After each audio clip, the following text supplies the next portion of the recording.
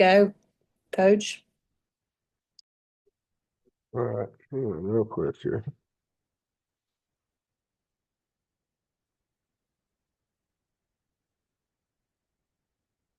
All right, hope everybody's doing good. And signing day. So excited to welcome these guys into the program. And obviously, a lot of work goes into recruiting. And I want to start just thanking our staff and our recruiting staff. A lot of really good people behind the scenes, a lot of conversations, obviously on the phone, through text, but in person. And Andy Vaughn, our general manager, does such a great job organizing everything and the way that we departmentalize things in there with our evaluation staff, director of player personnel, and his assistants, and then our recruiting staff. With Coach Shug and what those guys do. It takes a village for sure to educate and show what NC State is, and to teach them in small opportunities on unofficial visits, official visits, Zoom calls, phone calls, and get everybody involved. The academic staff, our strength staff, nutrition staff, sports med staff, you name it. There's so many people, and all the professors on campus and that gave us access to their departments for tours, that spent time with recruits. It comes down to this day as the first signing date of the window. And we're excited about the young men that have joined the Wolfpack, really excited. It's a good group of guys that fit our culture, that have learned a lot about us through a lot of visits and a lot of conversations. And it's an ongoing process, as you know. This is the first signing date of two. And then with what happens after that in the portal world. So, roster management is a different beast these days. And, when you get into developing players, which is something I love to do, it's one of my passions. It starts with the high school player. And so there's 17 young men that are joining our program. And they come to us, from 9 different states. And we spend a lot of time with these guys. And excited about what they're going to bring. And 11 of them are mid-year. 6 of them were team captains during their careers. Some of them are local guys. Some of them are from Florida, Ohio, South Carolina, Georgia, Kentucky, Tennessee, Virginia, and Mississippi. So covers a lot of ground.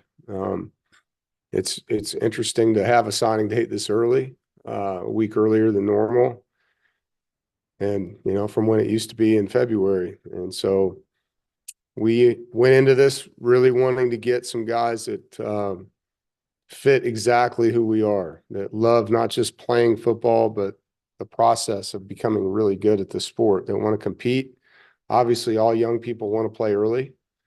And you hope that you find guys with that kind of ability. But you also want guys that love the hard work behind the scenes and understand that it is a process and that there's development that goes into it. The class starts and started with our quarterback commit, Will Wilson. So excited about Will, and have known him a long time, and his family a long time, and have developed a great relationship with them, and excited about him. He's a young guy that can throw, can run, can lead. His father is his head coach as well, comes from the coaching tree, and he's going to be here mid-year, and excited, for him to join the team and what he can do. There's 4 offensive linemen that we're excited to start working with, and some of them will be here mid-year, some of them won't. But probably one of the best centers that we've been able to sign since I've been here. A lot of the centers we've recruited over the years, we've had to train how to play that position, and to get Spike as he goes by in the program. Really excited for his. I wish he was here today, for him to get here and start working with him. I always believe you build a football team inside out, and with your center, your quarterback on offense, with your nose tackle, and your Mike linebacker on defense. And so getting a guy like that at quarterback and center in this class is great for the future of our program. And and then, to find the guys to play across from them, two big nose guards that, are 290 pounds and come from good programs. OJ from American Heritage, really good football program. Super excited about him. Big, strong guy, knows how to win. And JoJo Victor from Grayson, another great high school. Guys that know how to compete and win. We found, obviously, in our offense this year, how the tight end can be a weapon for us, and we're able to add two tight ends in this class, and Gus Ritchie, who a lot of people know about, local guy, tough, blue collar, can play in the box, out of the box, and then Preston Douglas, a really athletic player from Jupiter, Florida, Benjamin High School. And so love the fact that we got, two good tight ends in this class to help us with where we're building and growing in the offense.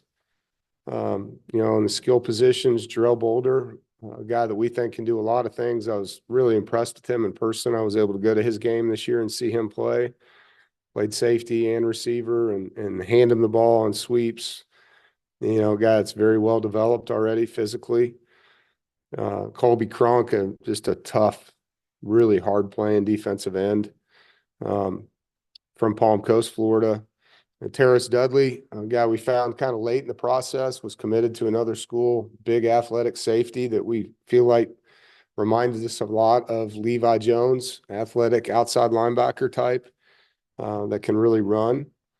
In the secondary, felt like Coach Mitchell did a great job recruiting at the corner position, guys that can play corner and nickel, that have some versatility to them. Caden Gordon, really smart football player from Santa Lucius. Jarrett Kemp, who we feel like can play corner or nickel or safety. Same with Caden. They're versatile guys. And from Hebron Christian, really good football player and has done a lot on his football team, really good team. And Cam Strong from Anderson, South Carolina, TL Hanna, great program. A guy I got to see lift weights in the offseason, was impressed with his work ethic. And again, a guy on film that you see play corner and nickel. Tristan Teasdale, a safety that we feel like can play all positions in the back end, plays free safety, strong safety, and nickel on film from Virginia. TK Whitsitt, really tall offensive tackle, a good basketball player, can move, has a body that we're going to be able to develop. And you love getting guys that play hoops, that are offensive tackles. And he's a physical player, and look forward to getting him in the program. Michael Gibbs, another guy from a great program. I love Hoggard High School, and their head coach does a tremendous job building young men. And known Michael a long time, been recruiting him a long time. Excited, to get him in the program. One of the better in-state offensive linemen. Cage Payne, another coach's kid, can play center and guard. From Cincinnati, Ohio, and his father's a head coach down at Hilton Head, South Carolina. And so to add another coach's kid into the mix, you love kind of the intangibles that has, especially a guy that can play center. Really tough kid, was in our camp this summer, and like what he did, when he was in the camp, and just wanted to be here, and I think there's so much to that. AJ Prim, the one junior college player in this class, edge player that can play on the edge of the defense as an end, can also play inside. It's got good size, range, wingspan, and wanted to add at least one older player in this class at that position. With us losing Davin, felt like that was important to add one more older player to the defensive front. And so excited that he decided to join us. That was a tough fight. There was a lot of people on him there at the end. So excited to get him in the program. Like I said, there's 11 mid-year guys, 4 offensive linemen, 4 defensive linemen, 2 tight ends, 2 safeties, 2 corners, or 1 safety, 3 corners, however that plays out, a quarterback, a receiver, and a linebacker. And so that is our class for December the 4th, and open it up for any questions. All right, JC. You mentioned obviously Will and Gus, to be able to get them back to back last summer and set the tone for the class and fill 2 positional needs right off the bat. how much did that kind of help with the planning? It helps when you get your quarterback early for sure. Like that's the one position that it's hard, if you're coming down to the last week of recruiting. A lot of guys want to know who their quarterback's going to be in their class. That's a key component. And, from Will's standpoint, he committed really early. He was very solid throughout. He had a lot of people trying to get him to change his mind, and his loyalty was very impressive. Obviously in a day and age where you see a lot of people flipping, particularly here in the last month at the quarterback position, there was a lot of moving chairs there throughout college football. With Gus, obviously that story goes back to flipping him from another local school, and he's a great fit here, man. I always felt when I first got to know Gus that this was the right school for him. You could tell he's a tough blue collar guy. He loves contact. He's physical. I mean, he's been at every game we've played for 2 years. I mean, and getting around his family, it's a great fit. And so getting those two guys that just fit our culture, fit this place, they want to be here, and then having them help get to know the other recruits and be a part of it is great momentum, and it does help when there are needs in your class, but more importantly, when they're guys that quarterback, I mean, that is a critical piece of your class, and getting him as early as we did played a big role. Noah? Yeah, Coach, you touched on it, but what sets a guy like Spike apart as a high school center coming into, the college level now? Well, his father was a really good football player, so he grew up in a football family, and had been around the game his whole life. He has really athletic ability. I mean, you see him play both ways on film. So he's very athletic, which for the center in our offense, we like running outside zone. We need our center to be able to get up and go. But he is physical too now. I mean, he can move people off the ball. He plays with a mindset that I like, a finishing mindset for an offensive lineman. That's important. He's not a position blocker. He likes displacing other people. And he is ultra competitive. Big personality. He's going to be a lot of fun to be around. I know from a media standpoint, as you guys get to know him, you'll enjoy his personality. So it's just one of those magnetic guys. And, I told him he has the stuff, that leaders are made of. And he's a guy that if he does the right things, he could be captain material. That's the kind of personality that when you meet him, you feel. And so your center, like your Mike linebacker, there are two guys that have immediate platforms to lead. And when you have a guy that has that kind of charisma, it helps. Rob? Yeah, I have two questions. First of all, the tight end position obviously has evolved in our lifetimes. And what is it you're looking for when you recruit the tight ends at NC State? There's really two types of tight ends. There's the hybrid that can be in and out of the box. You can put him in the slot. You've seen that over the years with us, from Jalen Samuels to Kerry Angeline, and now with Justin Jolie. And then you have your more traditional inline tight ends that put their hand in the dirt, still run routes, catch balls, but they're more involved in the line of scrimmage play.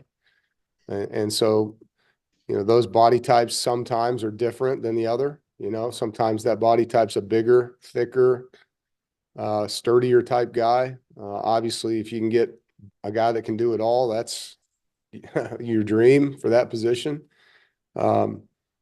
But, that's why we call them a Y and an H. They are a little bit different athletically at times. A lot of times your H is a guy that, in really both positions, those guys usually are pretty good basketball players. They have good spatial awareness.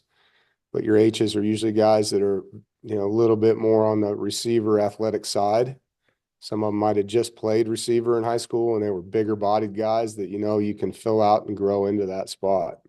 And that's actually a great lead to my next question. You mentioned basketball, and you also recruited a tackle, I believe, that played basketball. That's sort of changed in my lifetime as well. It used to be they isolated on one sport. Now, when you're recruiting, do you know these guys wrestle, play basketball, track and field, things like that? Is that a plus in the recruiting process?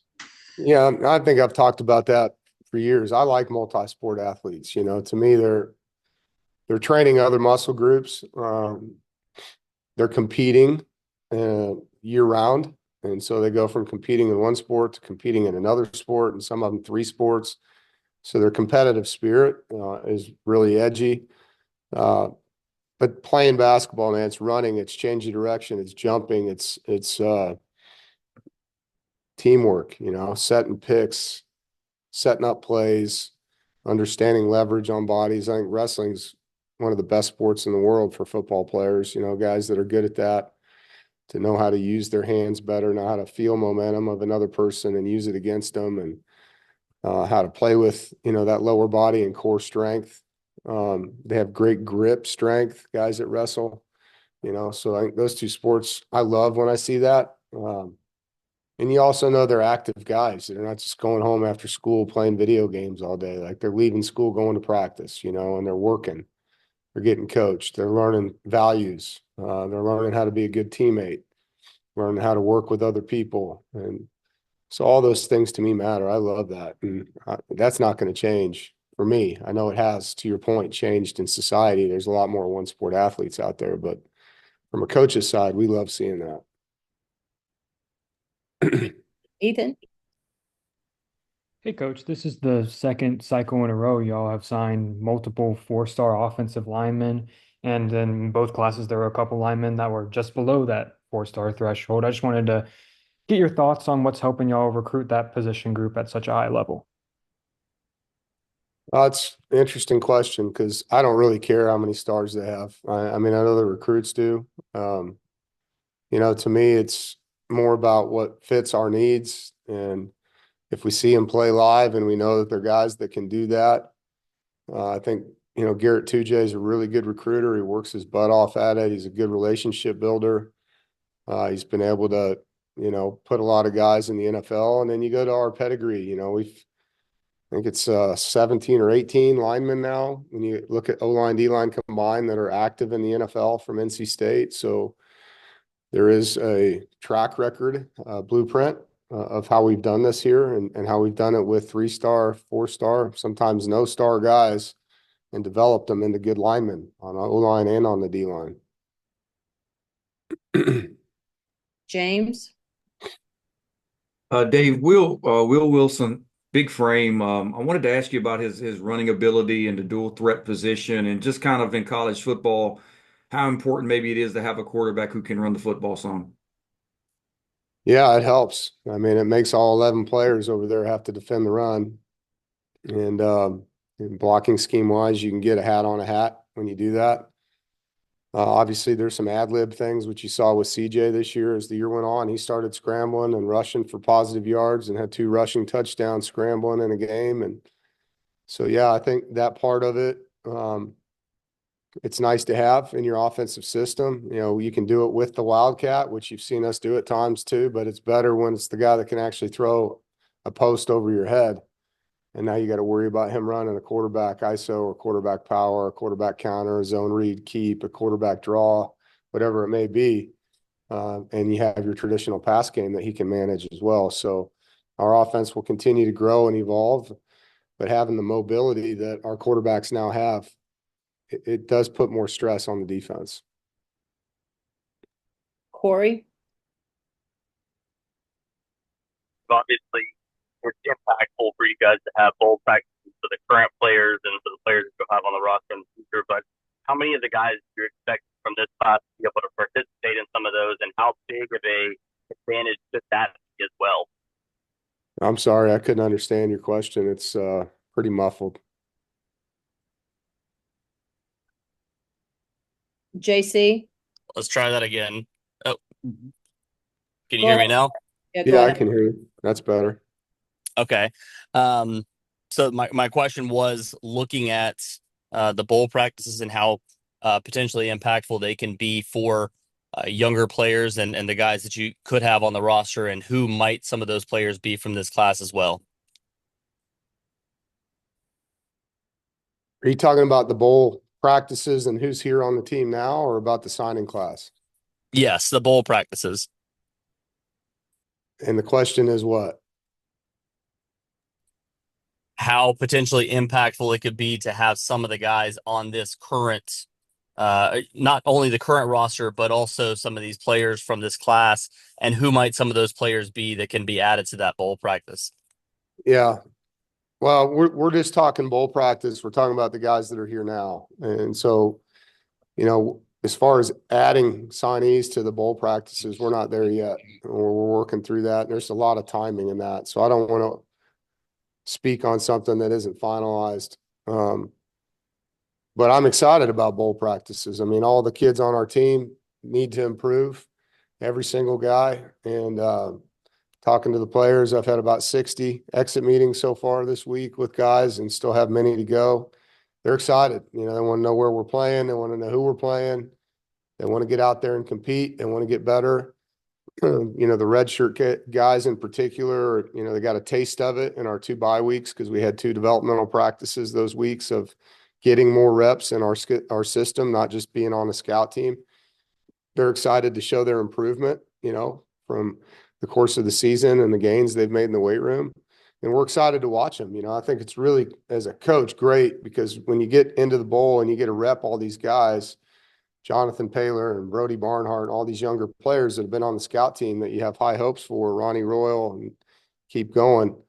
At the end of the bowl, you get to give them some information. Like, here's the things that we saw in these practices that when you come back, we got to focus on these things so that when we start spring practice, you've improved. And now you go through spring practice and you give them the same input with different information on how to get better so that when we come back in August, they have improvement again. So it's a developmental window that has really important information at the end of it for the player and for the coach. And I'm, thankful that we have this opportunity, look forward to it. And I know the team does as well. Thank Jace, you. Two unrelated but important topics. What is it that goes into picking a player host when you have official visitors?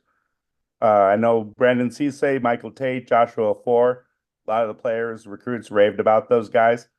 What is that matchmaking like when you have that type of visit? And then the second part, so much of recruiting is now taking visits in June, and then they commit, and then you try to hold on or build a relationship further. Is having so much condensed in June, is that a good thing for the calendar?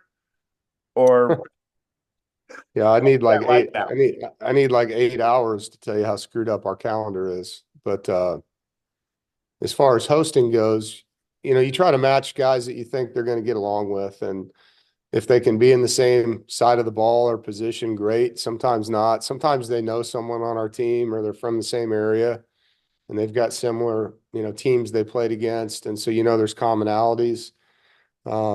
Sometimes it's availability too. If we're bringing them in on a game weekend, we're not going to be able to have a host be a guy that's playing in the game because he's tied up.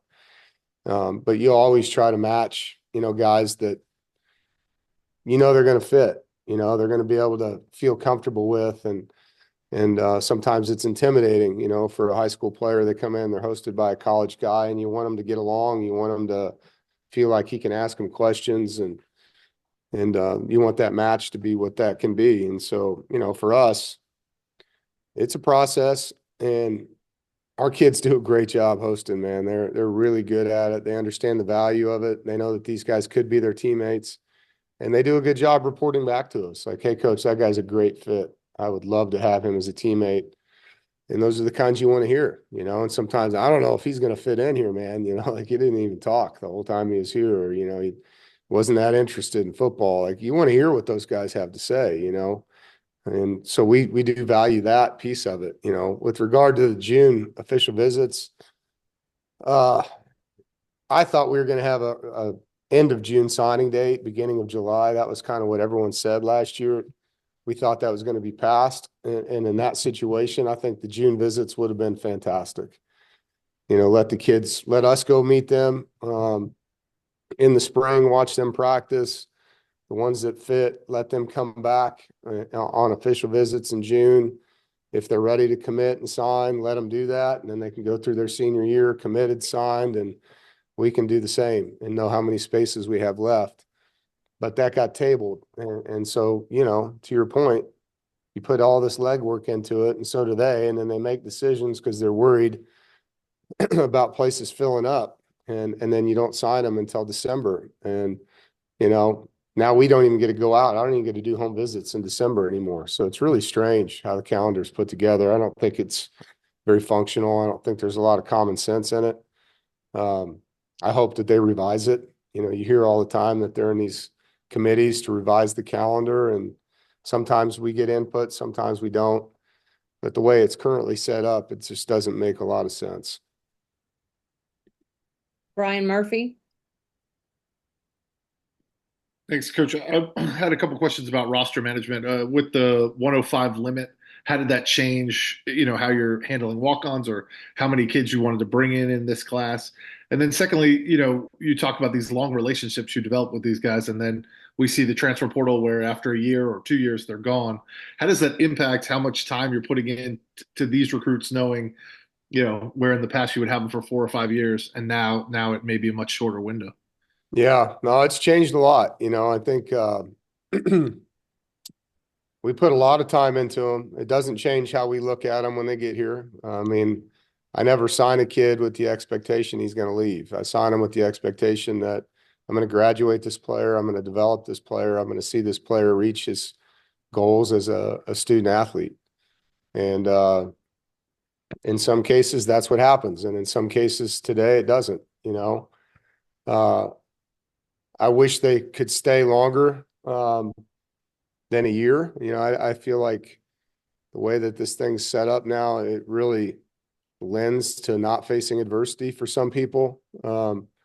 I think the portal is really good for guys that have been in a program for a long period of time. Some of them even graduated, and they're not playing very much. And shoot, we all want these guys to play. Like, that's why you recruited them, and for whatever reason, after 3 or 4 years, they're not playing. I mean, we want the same thing they do. We want them to turn around at the end of their career with a college degree and feel like they've got everything they could out of it. And if playing time's not part of that equation at your school after that period, I mean, I'm 100% behind them going to find a place where they can be starters. And we've had some guys do that, and I'm happy for them. I am. But you never make decisions. Like, I would tell a recruit, don't commit to a school, don't sign with a school with the thought, well, if it doesn't work out, I'll just transfer. Like, to me, that's a recipe for not making it. It's a recipe for failure. You got to go in all in, and it's no different for me as a coach.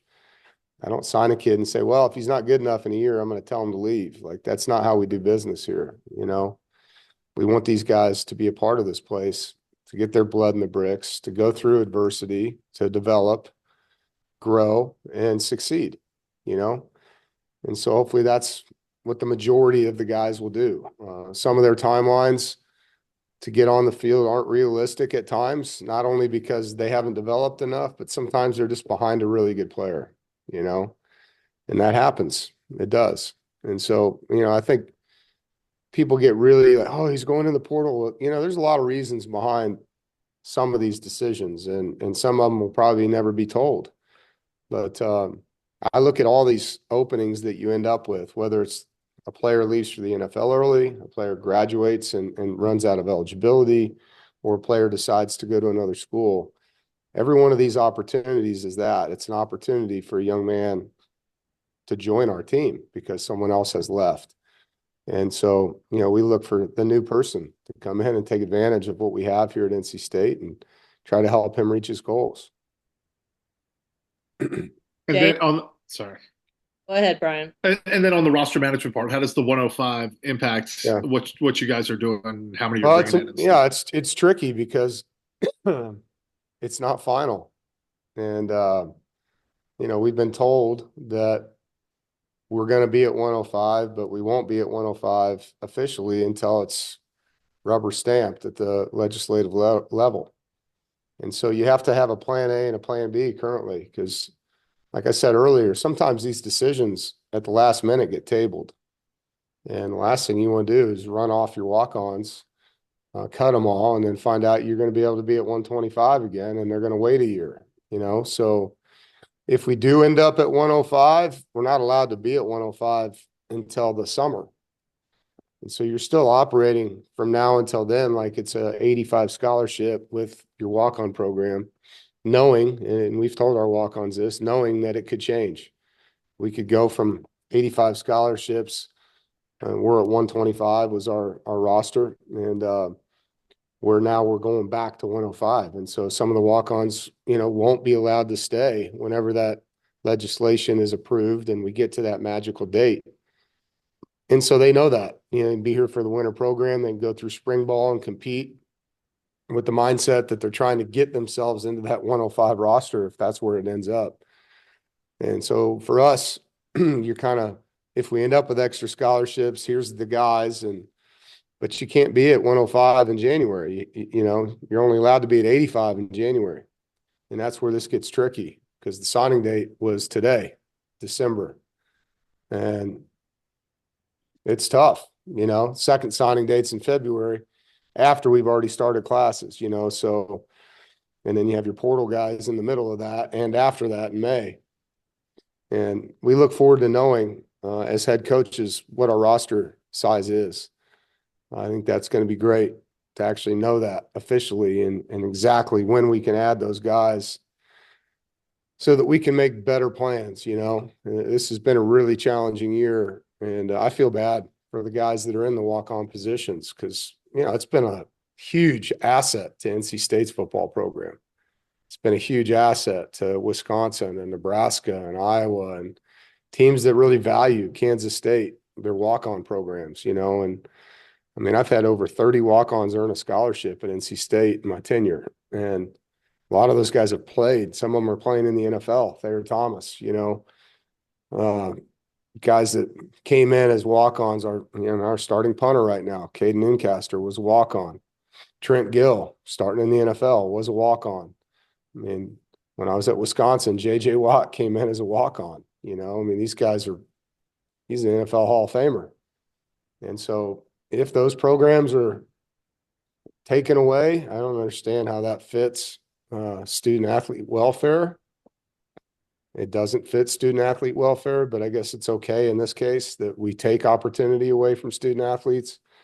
I'm not sure how they resonate that, but they did. And we're just sitting here waiting, And as a coach, my job is to have a plan if it passes and a plan if it doesn't. And so that's what we have. Jaden? Dave, you briefly mentioned AJ Prim, but I want to say he doubled his tackles output this past season from his freshman season. What does that say about the kind of guy that you're getting and the effort that you hope to see from him?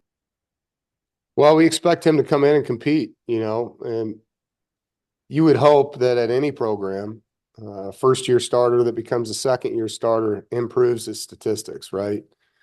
And from a lineman standpoint in particular, he got bigger, he got stronger, he played with more confidence, he made more plays. And, there's going to be a transition from junior college to Power 4 for him that he's going to have to adjust. And I'm excited to get him in our weight program, excited to get him in our nutrition program. He's got a frame. We're going to be able to do some really good things with his body and get him even more confident, because when you're playing and you feel that you're getting stronger, you're getting faster, you're getting more flexible, you play with more confidence. And so for AJ, I'm excited to get him here and get our hands on him, get started working with them. And he loves football. And so it'll be good to get him in that room. It's a good room. I really like the returning defensive linemen that we have, their attitudes and all that. So it'll be fun to get him in there with them. All right, 3 more questions. Ethan? Coach, over the past few recruiting cycles, y'all have kept a lot of in-state receiver talent home. Drell's obviously the most recent example of that. And I was just wondering how much pride y'all take in that as a staff and how important those recruiting battles are to this program. Yeah, they're critical, man. I mean, this, I take a lot of pride in letting these in-state players know that. Like, we love keeping kids home. We do. I think it's easier for them. It's easier for their families. We have a higher success rate with in-state players. We've put more players from North Carolina in the NFL than any team in college football. And it's not even close. And there's a reason for that. They have success here. And there's been a lot of good players leave. And for whatever reason, they get lost in the shuffle. And as you saw last year, several of them left and came back because they saw our guys having success and they wanted to be a part of it. And you see it. You see it with Noah having success. You see it with Hollywood having success.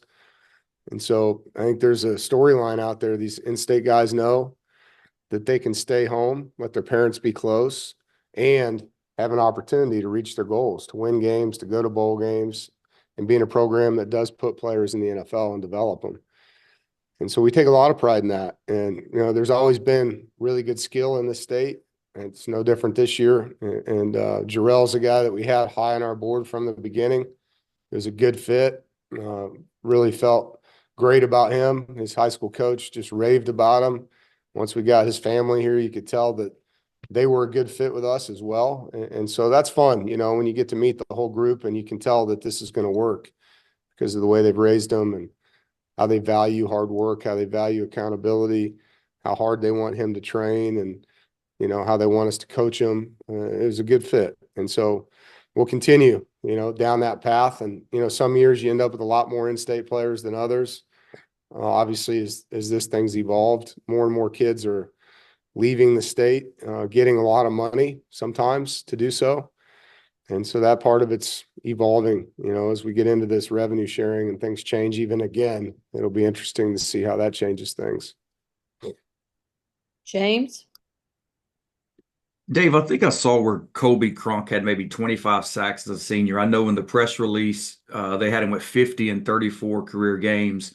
Could you just talk about that skill set of his? And is that maybe something that could get him on the field? You don't see a number like that. Yeah, no, he is put together, man. I mean, he is really developed physically. He's tough. He's a kid you love his motor. He's going to play harder than the guys across from him on a lot of snaps. And because of that, he'll get a lot of strain getting off of blocks. We call it block destruction, but destroying blocks and getting to the ball carrier. He's really strong. He's quick. He's got a knack for it. He knows how to use his hands. And so, yeah, we value not just his ability to rush the passer, but how tough he is. Thanks, Dave. All right, Noah, you want to finish this up? Sounds good. Yeah, you talked about roster management. The portal opens next week, and then you've got a month until class starts. What's your approach kind of through the next month of looking to fill out kind of the roster before their spring semester, gets going? Well, it starts with what I'm doing now. You're talking to your current team and, about everything. But part of what you're talking about is next season, and where their minds are at and if they're happy where they are, if they're coming back. And then you get a feel for what your roster is going to be. You had 17 players today. So that update on our depth chart is real now. It's not in flux. They've signed. And then you can see if anybody's leaving. And then, okay, well, here's some needs that we now have. And maybe we can address them in the portal. Maybe we can't. Sometimes it's going to be the second signing date. We may not feel like we need an older player in that room. So there's more kids not signing in the early signing date than I expected. So there will be a bigger pool in February than there was last year. And so you may see more high school signees in the second window than you did last year. I'm pretty sure you will. And so each team will be different, and how they address their needs, whether they want to get a guy that's got 5 years to play for, or whether they only need a guy that's got 1 year because they got some good young players that they just want an older player in the room with. So we'll have to address that. It is a changing number. You have to see where things end up. And sometimes, unfortunately, it happens due to injury. And that happens in some of these postseason games. And so you have to see if your roster changes there. And sometimes it happens in the offseason programs. It's a evolving number. There's more outflow from programs than there ever has been with 2 portal windows. And then you have the 2 high school signing dates, and then you have this moving target with when you can add players that go into the portal. And some of them are grad transfers, some of them are first-year guys, some of them are third-year guys. And yeah, roster management has become the number one challenge.